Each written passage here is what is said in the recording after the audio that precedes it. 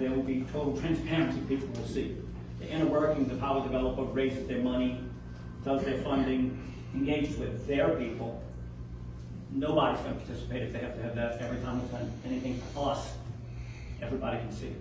It's proprietary. It's how they do their business, it's how they raise their money. And so that's why it's done like this.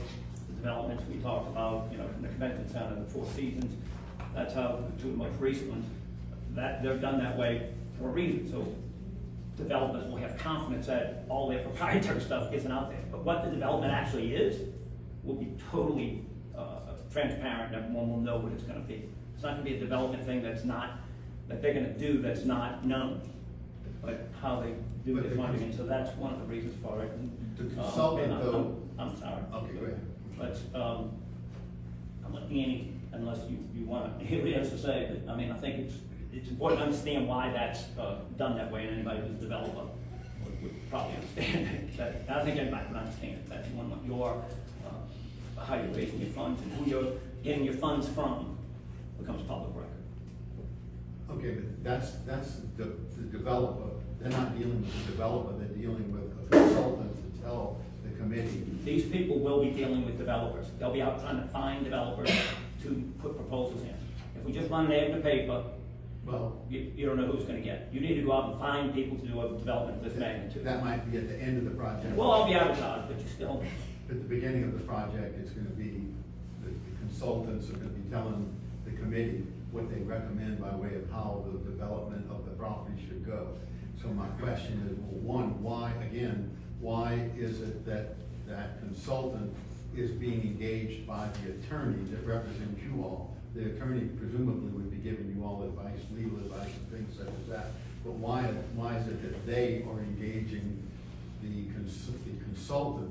And then again, is there any attorney-client privilege issues involved with the relationship between the council and the developer, and or between the council and the developer and this committee? What are the issues with respect to the attorney-client privilege? That was one of the things that someone brought up that came in one of the emails that we get. We get hundreds of them. I say hundreds, that's not right. I won't say. They don't really send I've never hundreds. sent Get it. along. I've never sent another. I'm not gonna send another. No, I think All right, that we should. Andy's ready to answer your question. That's the show. All right, yeah. I know you didn't need to. I'll never send another. Mr. Potts, there's 2 minutes, let's let, hopefully we can address She's you. ready to answer your question. Yeah, if I Sorry, may. go ahead. Yes, so Stone Pigman, often we will engage an expert on behalf of our clients. It's a service we provide, it's something that we do, and it's a similar service here, where we are actually engaging the expert on behalf of Municipal Yacht Harbor. And we did this in connection with, we represent the New Orleans Building Corporation, which is a similar sister entity of Municipal Yacht Harbor Management Corporation, another public benefit corporation owned by the city, in connection with the Four Seasons project. And in connection with that project, Stone Pigman engaged Jones Lang LaSalle to do the same exact study and analysis, the same exact scope of work for the what's now the Four Seasons Tower. And they ended up finding the carpenter group out of Boston that came in and did that development. And so it's the exact same procedure that's being employed here for this development. In terms of attorney-client privilege, anything that's discussed at board meetings is clearly going to be public and not protected by attorney-client privilege.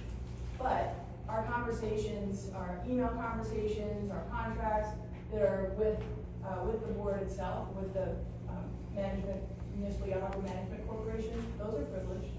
And our contacts with the consultant are privileged. But anything that comes before the board is public knowledge. Sure. Okay, I'm just Yeah. trying to understand as to why you all are engaging the consultant as opposed to the committee or the board.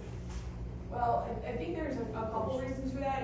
Efficiency-wise, it's a much more efficient process for us to engage. We've done our homework.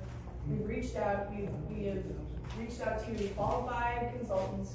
We've gotten bids, proposals from 2 qualified consultants, and now it's a simple process of us just engaging this group.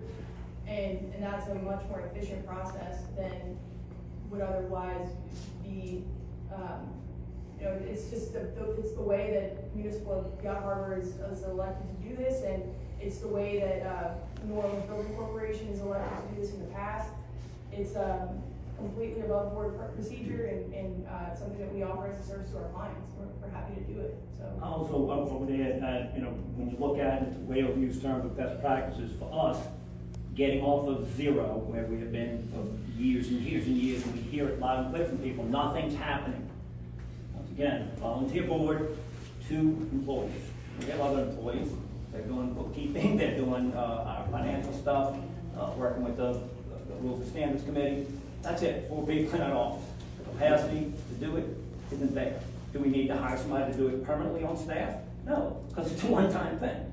Makes sense to do until we went to people who do this every day. One building corporation being one, we said, how do you do it? French Market Corporation, how do you do this? Other public benefit corporations, how do you get started? How do you get from 0 to wherever you want to be? This was the way it happens. So we felt like this was a good thing, and we've been pretty clear about that from the start. When we hired them in January, in our discussions, we talked about it, then we talked about it in February. Ryan said the names of the people he was reaching out to, soliciting, that he knows from the maritime industry, his expertise. And here we are trying to get there.